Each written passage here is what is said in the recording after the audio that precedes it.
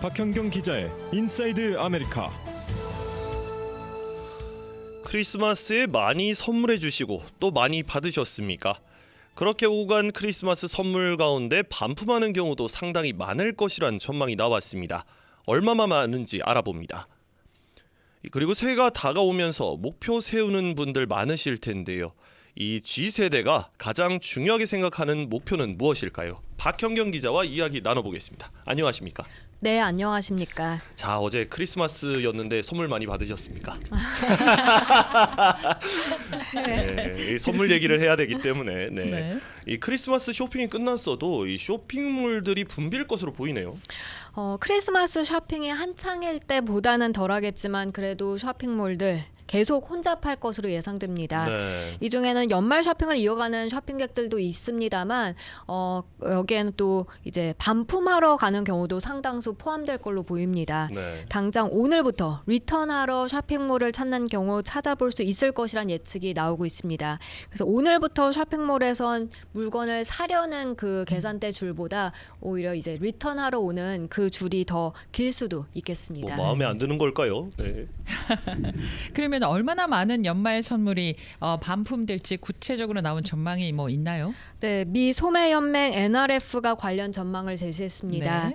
NRF는 올해 할리데이 반품이 이루어지는 가치가 1,730억 달러치에 달할 것으로 앞서 예상했습니다. 예. 이건 전체 매출의 약 18%에 해당하는 수치입니다. 네. 뭐 방금 말씀하신 수치 들어보면 굉장히 엄청난 수치인데 이렇게 많이 반품이 이루어지는 건 왜 그런 겁니까?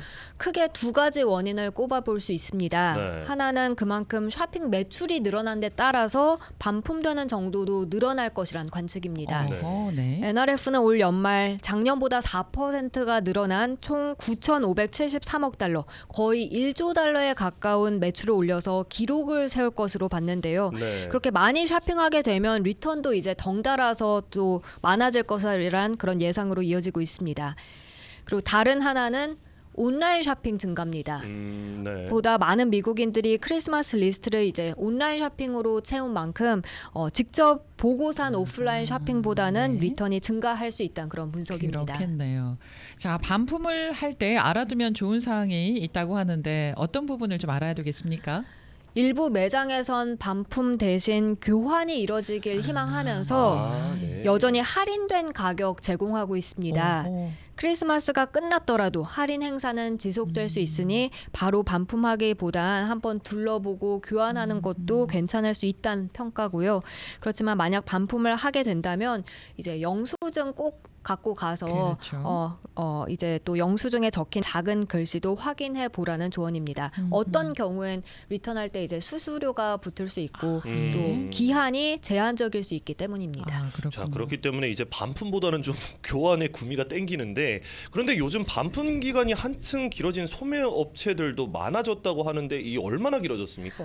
네, 리테일 미낫의 한 전문가는 11월에 구매를 했더라도 어쩌면 1월 중순까지 반품이 가능할 수 있다는 점 언급했습니다. 네. 보통 소매업체들이 일반적으로 반품 기간을 15일에서 30일 정도로 두는 편인데요. 네. 연말 쇼핑에 있어서는 좀 더 시간적 여유를 제공하고 있습니다. 예를 들어 아마존 같은 경우 11월 1일부터 12월 31일 사이 구매한 대부분 물건을 2024년 1월 31일까지 리턴할 수 있습니다.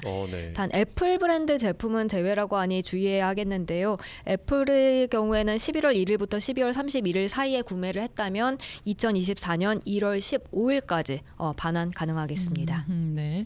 1월 15일까지 반환이 가능한데 한참 남았네가 아니고요. 얼마 안 남았어요. 네. 좀 뭐 며칠 이제 지나면 1월이기 때문에 한 3주 남았네요. 네네. 얼른 반분하시죠.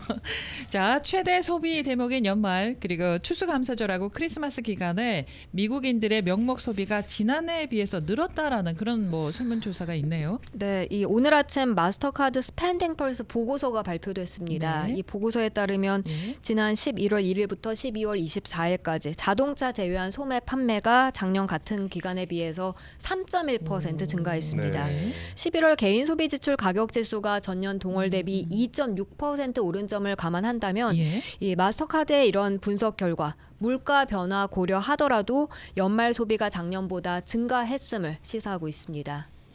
네, 뭐 그러면 각 분야별 소비는 어떻게 되는지도 나왔습니까?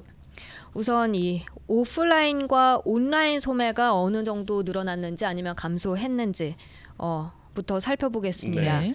앞서 온라인 판매가 늘어나서 그만큼 리턴도 더 많아진다는 내용 전해드렸는데 이번 보고서를 보더라도 온라인 판매가 6.3% 늘어나는 걸로 나왔습니다. 네. 반면 오프라인 이 상점 판매는요 2.2% 늘어나는데 그쳐서 증가 폭이 평균은 물론이고 물가 상승폭에도 못 미쳤습니다. 네. 그러면 각 분야별로 있을 거 아닙니까? 의료, 뭐 식료품, 전자제품 이렇게 있을 텐데 분야별로는 어떻습니까? 분야별로 보면 의류와 식료품 소비는 늘어났습니다. 의류는 2.4% 증가했고요. 식료품은 2.1% 소비가 많아졌습니다. 반면 전자제품 또 보석류는 소비가 줄었는데요. 전자제품은 0.4% 소비가 감소했고 보석류는 2% 구매액이 전년에 비해 못 미쳤습니다. 근데 이 가운데 또 눈에 띄게 매출이 늘어난 곳이 보입니다. 바로 식당입니다. 네. 이 식당들 음식점 매출은 1년 전과 비교해서 7.8%가 증가했습니다. 지난해보다 더 많이 드셨나요? 네, 그런가 봅니다. 네. 자, 이런 점들을 종합해 봤을 때 이 전문가들이 올 연말 어떤 소비 행태에 관한 의견을 내놨습니까?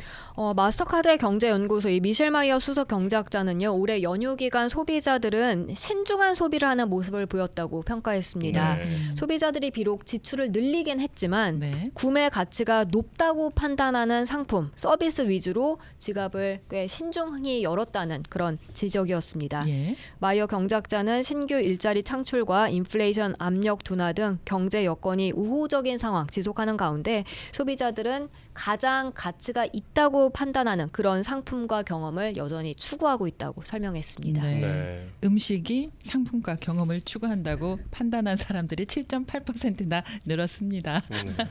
네. 뭐 가격대가 비싸진 것도 있겠고요. 네. 아, 그렇네요. 가격이 비싸서 그렇죠. 그럴 수도 예, 예. 있겠네요. 네.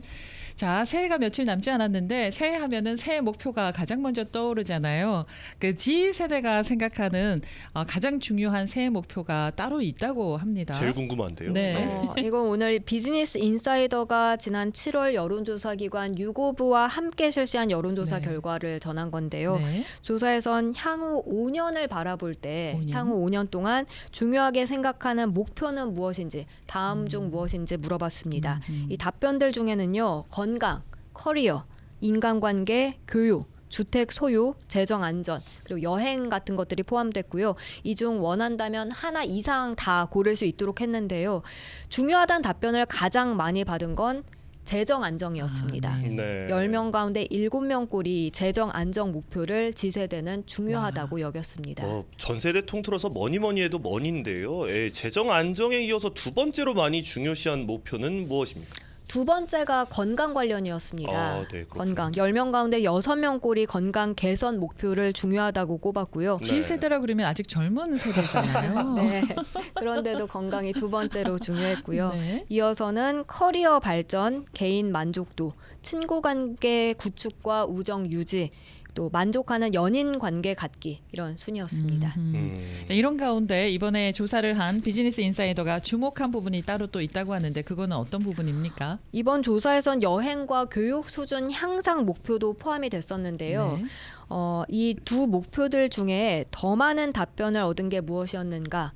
여행이었습니다. 아. 교육보다도. 네, 여행이 중요한 목표라고 답한 Z세대 응답이 네. 43%였는데 네. 교육 수준 향상 목표를 꼽은 응답은 39%로 조금 덜했습니다. 네. 그 바로 윗세대, 이 밀레니얼 세대보다 더 높은 비율로 Z세대들은 여행을 상당히 와. 중요한 목표로 여겼고요. 예. 또 이 밖에도 주택 소유는 어리면 어릴수록 이루기 힘든 꿈처럼 느끼는 편이었지만 네. 그럼에도 불구하고 3명 중 1명 꼴이 그 목표를 중요하게 생각하는 것으로 이번 조사 결과 나타났습니다. 야, 방금 교육보다는 여행이라 그래서 굉장히 철이 없구나라고 생각을 했는데 주택 소유를 생각을 하고 있군요. 네. 두 분 MZ 세대잖아요. 이 내용에 대해서 공감하십니까? 첫 번째가 재정 안정, 두 번째 건강이라고 전해드렸는데 네. 저는 이 순서는 뒤바퀴여서 네. 첫 네. 번째가 건강, 두 번째가 재정 안정입니다. 네. 네. 네. 네. 저도 비슷하죠. 이제 뭐 그래요? 저희 비슷한 또래니까요. 아, 네. MZ 세대 출발점이거든요, 저희가. 예. 예, 그래서 나이든 MZ 세대네요. 나이든 뭐 굳이 그렇게 표현을 하시니 나이든 MZ 세대인데 그래서 저도 건강이 중요하네요. 건강보다 재정. 네. 네. 알겠습니다. 흥미로운 조사였습니다. 네, 박경희 기자 수고하셨습니다. 고맙습니다. 네, 박경경 기자였습니다.